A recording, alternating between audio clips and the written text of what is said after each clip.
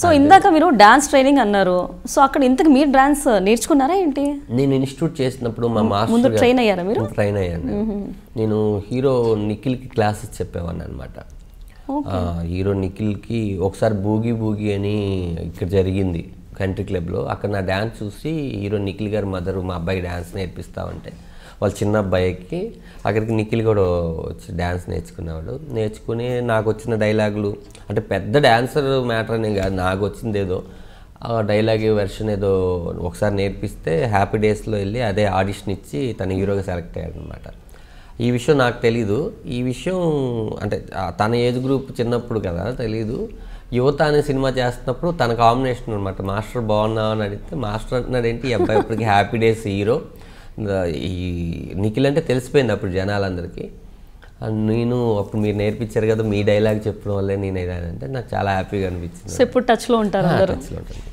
So మీ marriage ఏ ఇయర్లో అయింది? 2005 అండి. 2005 స్టార్టింగ్ అయింది. ఎండింగ్ మా అబ్బాయి 9 months 10th monthలో అటు పెట్టేశాడు. సో ఇద్దరు అబ్బాయిలు. అమ్మాయిలు లేరని అనిపించింది ఎప్పుడైనా?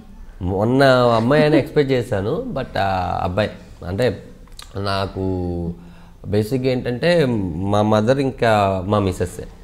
మా నాన్న పుట్టాడు మళ్ళీ అనుకుంటా. మధ్యలో నా ఫ్రెండ్. సో అమ్మ రూపంలో వైఫ్ ఉంది, నాన్న రూపంలో చిన్నోడు వచ్చాడు నాన్న రూపంలో, మధ్యలో నా ఫ్రెండ్.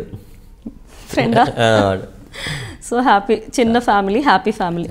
వైఫ్లో మీకు నచ్చే విషయాలు ఏంటి? సహనం ఎక్కువ అండి బాగా. అంటే తనంత సహనం నాకే కుళ్ళు పడుతూ ఉంటుంది అనమాట. నాకు ఏది కావుంటుంది అంటే ఇప్పుడు ఫోన్ చేసి నాకు మటన్ తినాలని ఉందంటే ఇంటికి వెళ్ళినప్పుడు మటన్ ఉంటుంది. అంటే తను ఏ పరిస్థితిలో ఉందో లేకపోతే అది నాకు చెప్పడమో ఏది ఉండదు. నేను వెళ్ళే లోపల ఒక 10 మంది ఫ్రెండ్స్ వస్తున్నారు అంటే భోజనం, అర్ధరాత్రి అయినా సరే లేపేసి నాకు ఆకలేస్తుంది అని. అంటే ఎవ్రీథింగ్. నేను ఇప్పుడు వచ్చేటప్పుడు కూడా బ్యాంక్ పనులు ఏమున్నాయి నువ్వు వెళ్ళంటే నాకు చిరాకు ఉందంటే తను వెళ్ళి దగ్గర నుండి బ్యాంక్ పనులు చేసుకొని నువ్వు సంతకం పెడితే చాలరా బాబు, నువ్వు వచ్చి సంతకం పెట్టి నేను చూసుకుంటాను అంటే నేను చాలా బద్దకస్తుంది. తను నాకు ఆపోజిట్ అనమాట. తనలో సహనం అన్నీ లేకపోతే ఈ 10 years నా మ్యారేజ్ లైఫ్లో 11th yearలో ఒక అడుగు పెట్టాను. ధనరాజ్ ఇలా ఉన్నాడంటే ఈరోజు ఇంత సక్సెస్గా ఉన్నాడంటే నా వెనకాల డెఫినెట్గా మా ఆవిడ 100% ఉంటుంది. 100% మా అమ్మ తర్వాత మా అమ్మ. సో నచ్చింది ఏదైనా ఉందా? నచ్చింది ఏంటంటే తొందరగా తిట్టేస్తుంది. అంటే నేనేమంటానంటే నాకు ఎక్కువ ఆగు, నేను చెప్పేది మొత్తం నేను సోది చెప్పకు, నువ్వు ఇలా చేసావు ఇది కరెక్ట్ కాదు ఇది కొద్దిసేపు తర్వాత మళ్ళీ వచ్చి సారీ చెప్పలేదు అంత ఉంటుంది. నేను కూడా ఏదనుకుంటానంటే భార్య భర్తలు అంటే యాక్చువల్లీ ఫ్రెండ్స్ ఎలా ఉంటారో అలా ఉండాలి. గొడవ పడుతూ ఉండాలి, నవ్వుకుంటూ ఉండాలి, అర్థం చేసుకుంటూ ఉండాలి, తిట్టుకుంటూ ఉండాలి, లేకపోతే ఆ మజా ఉండదని నా ఫీలింగ్ అనమాట. లైఫ్లో అన్ని ఫేజెస్ చూడాలి, ఫేజెస్ చూడాలి. అన్ని చూస్తున్నారు, అన్ని చూస్తుంటాను బాబాయ్. కొడతారా ఏంటి మీ వైఫ్ ఎప్పుడైనా? భయమా? అసలు ఎవరెవరికి భయపడతారు? నేనే మా ఆవిడ భయపడతాను. నిజంగా ఒప్పేసుకున్నారు? నేను కనుక్కోవచ్చా? ఎప్పుడైనా కనుక్కోవచ్చు. మా ఆవిడకి నేను అంటే ఎవరికో ఒకరికి ప్రపంచంలో ఒకరికి భయపడాలి. ఒకళ్ళు మనం భయపడుతున్నామంటే ఇంకొక తప్పు చేయము. మనం ఎవరికి భయపడలేదంటే బోల్డ్ అని తప్పులు చేసేస్తాం. కాబట్టి నా భయాన్ని నేనే క్రియేట్ చేసుకున్నాను మా ఆవిడ రూపంలో. Very good. So Bigg Boss నాకు తెలిసి ఎలిమినేషన్ ఫైనల్ లాస్ట్ డే రోజు కదా మీ బాబు పుట్టింది. సో సుకుమార్ గారి పేరు పెట్టుకున్నా విన్నాం, అది నిజమేనా? అది పెద్ద అబ్బాయి అండి. పెద్ద అబ్బాయి పేరు పెట్టారా? పెద్ద అబ్బాయికి సుకురామ్ అని పేరు పెట్టారు. అంటే జగడంలో డైరెక్టర్ సుకుమార్ గారు, హీరో రామ్ కలిపి సుకురామ్ అని పెట్టారు. ఓకే. సో రంగస్థలంలో ఏమైనా చేస్తున్నారా? లేదండి, అదేం లేదు. అంటే పేరు పెట్టాం కదా అని క్యారెక్టర్ అడుగుతాడు.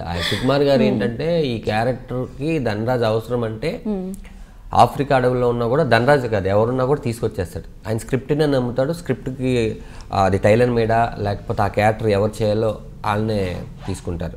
ఏదో మొహమాటానికి వెళ్ళి తీసే సినిమా డైరెక్టర్ కాదు ఆయన. సో బిగ్ బాస్లో మీ ఎక్స్పీరియన్స్ ఎలా ఉంది? బిగ్ బాస్ అనేది ఎన్ని కోట్లు ఖర్చు పెట్టినా కూడా అలాంటి ప్లాట్ఫామ్ మనం క్రియేట్ చేసుకోలేమండి. నాకు తెలిసి ప్రపంచంలో ఉన్న వాళ్ళందరూ బిగ్ బాస్ ఆడుతూనే ఉంటారు బయట కూడా. కాకపోతే ఇక్కడ మనకు బోల్డ్ అని వసతులు ఉంటాయి. అంటే నేను కోమలి గారితో నాకు గొడవ అయింది అనుకోండి, నేను మళ్ళీ కోమలి గారితో మాట్లాడాల్సిన అవసరం లేదు. ఎందుకంటే నాకు ఇంకొక ఫ్రెండ్ ఉంటారు, మొబైల్ ఉంటుంది, ఇంటర్నెట్ ఉంటుంది, నేను ఈ మైండ్ని తీసేయగలను.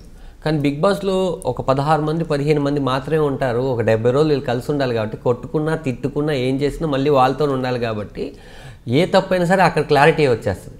సార్ నాదే తప్పు కదా, ఓకే నేను ఇంకా ఎప్పుడు తప్పు చేయను, మనం మాట్లాడుకుందాం, మన పనులు మనమే చేసుకుంటూ మళ్ళీ ఎక్కడో తెలియకుండా 90-20లోకి వెళ్ళిపోయినట్టు ఉంటుంది లైఫ్. ఏ ఎక్విప్మెంట్ మన దగ్గర లేకుండా మనుషులతోనే మీరు మాట్లాడుకోవాలి అనే పరిస్థితి.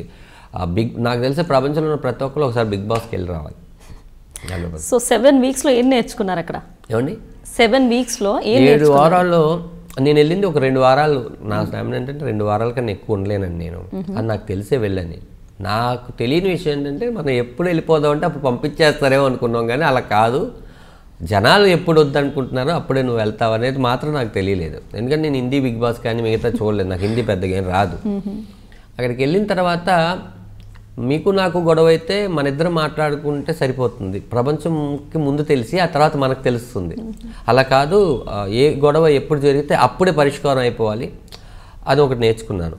రెండోది ఏంటంటే తప్పు ఎవరిదైనా కూడా 100% తప్పు ఎవరిదైనా కూడా ఒక సారీ అనే పదం మన సైడ్ నుంచి వదిలేస్తే వాళ్ళు ఈగో సాటిస్ఫాక్షన్ అయితే కనుక ఇంకా ఏ గొడవలు రావు. ఎందుకు నీకు ఈగో సారీ చెప్పకుండా అలా ఉండొద్దు అని నేర్చుకున్నాను. తర్వాత వాల్యూస్ తెలుసు. అంటే మనం అక్కడ ఎవరికి ముక్కు మొహం తెలియని వాళ్ళందరికీ గుడ్ మార్నింగ్లు, గుడ్ నైట్లు, లేకపోతే ప్రతి చిన్నదానికి థ్యాంక్స్లు, ఇది మెకానిజం అయిపోయిందనమాట. కానీ మన రియల్ లైఫ్లో నా భార్యకి నేను ఎప్పుడు నువ్వు చేసిన వంట బాగుందనో, లేకపోతే గుడ్ మార్నింగ్ డార్లింగ్ అని, గుడ్ నైట్ అని ఎప్పుడు చెప్పలేదు. అంటే నిజంగా కష్టపడే వాళ్ళకి ఎప్పుడు చెప్పలేదు నేను. అంటే ప్రతి ఒక్కరికి ఒక రెస్పెక్ట్ ఇవ్వాలి ఎవరికైనా సరే అని నేర్చుకున్నాను. ఇంకా చాలా థింగ్స్ ఉన్నాయి అన్నమాట. సో మీరు ఈ బిగ్ బాస్లో ఎందుకు ఎలిమినేట్ అయ్యారనుకుంటున్నారు? జనాలకు నచ్చలేదు, ఎలిమినేట్ చేశారు అంతే అంట. అంటే నేనే చాలాసార్లు రిక్వెస్ట్ చేసుకున్నాను, నన్ను మా బాబు పుట్టుతున్నాడు, మీరు ఓటేసి నన్ను ఉంచకండి, నన్ను సేవ్ చేయొద్దని నేను చాలా ఎపిసోడ్లు చెప్పాను. ఎందుకంటే నేను వెళ్ళే డేకి తెలుసు మా అబ్బాయి డెలివరీ డేట్. Okay okay. అది ఏమైందంటే ఒక 10 రోజులు అవతలు జరగాల్సింది ముందే జరిగింది. కరెక్ట్గా ఏం జరిగిందో తెలీదు. నా ఎలిమినేషన్ రోజు స్టేజ్ మీద మా మిస్సెస్ ఫోన్ చేస్తే తారకన్న చెప్పారు నీకు బాబు పుట్టిందని ఈరోజు మార్నింగ్ అని. సిమ్టమ్స్ నాకు అనిపించింది మనకి ఏదో థాట్ ఉంటుంది, మన మనసు మాత్రం ఇంట్లో పెట్టేసేసి మనిషిగా మాత్రం అక్కడ ఉంటే ఏం సరిపోతుంది, నాకు అలాగే అనిపించింది. సో ఎన్టీఆర్ గారి గురించి చెప్పమంటే ఏం చెప్తారు? ఎన్టీఆర్ గారి గురించి చెప్పాలంటే ఒక బిగ్ బాస్ కాదండి, ఎన్టీఆర్ గారు ఎలిమినేట్ అయిపోయిన తర్వాత అంతకుముందు నేను ఆయనతో యాక్ట్ చేయడం కానీ లేకపోతే పర్సనల్గా కలవడం కానీ ఏం చేయలేదండి. ఎప్పుడు ఊసర వెళ్ళి బృందావనం దాంట్లో నేను వేణు కలిసి కామెడీ స్కిట్ చేసాం, అప్పుడు ఆయన నవ్వడం బాగా చేశారన్న అంతే. కానీ ఎప్పుడు నేను ఆయన లైఫ్ చెప్పారు నాకు. అంటే ప్రతి ఆదివారం మా 13 మందో లేకపోతే 14 మందో బిగ్ బాస్ హౌస్లో ఉంటాం కదండి, మా మొహాలు కాకుండా ఇంకొక మొహం ఎవరిదైనా చూడాలంటే తారక్ గారిది. ఆయన ఇచ్చే ధైర్యమే మాకు 1 వీక్ అక్కడ సర్వే అవ్వడానికి కుదురుతుంది. ఆ 1 వీక్ ఆయన చెప్పే విషయాలు చాలా బాగుంటాయి. అంటే ఒక హీరోగానే కాదు తారక్ అన్న అంటే ఒక మనిషిగా ఇంకొక మనిషిని ఎలా ఉండాలి, నువ్వు ఎందుకు ఉండాలి, ఆయన చాలా మంచి విషయం చెప్పారు. ఎలిమినేట్ అవ్వగానే చూడదనరా నువ్వు ఎక్కడో తాడేపల్లి గుడి నుంచి వచ్చావు, ఇక్కడి నుంచి నీ కెరియర్ మళ్ళీ పోతే మళ్ళీ తాడేపల్లి గుడికి పోతావు, కానీ మళ్ళీ స్టార్ట్ చేస్తావు, నీకు తాడేపల్లి గుడి అనేది ఉంది. అలా లేని వాళ్ళు కూడా చాలామంది ఉన్నారు. ఎంతోమంది నీకన్నా నాకన్నా ఎంతోమంది కృష్ణానగర్ ఇంద్రనగర్ టాలెంటెడ్ పర్సన్స్ ఉన్నారు. కానీ వాళ్ళకి రాని ఒక ఛాన్స్ మనకు వచ్చిందంటే ఎక్కడో ఇంత అదృష్టం ఉంది మనకి.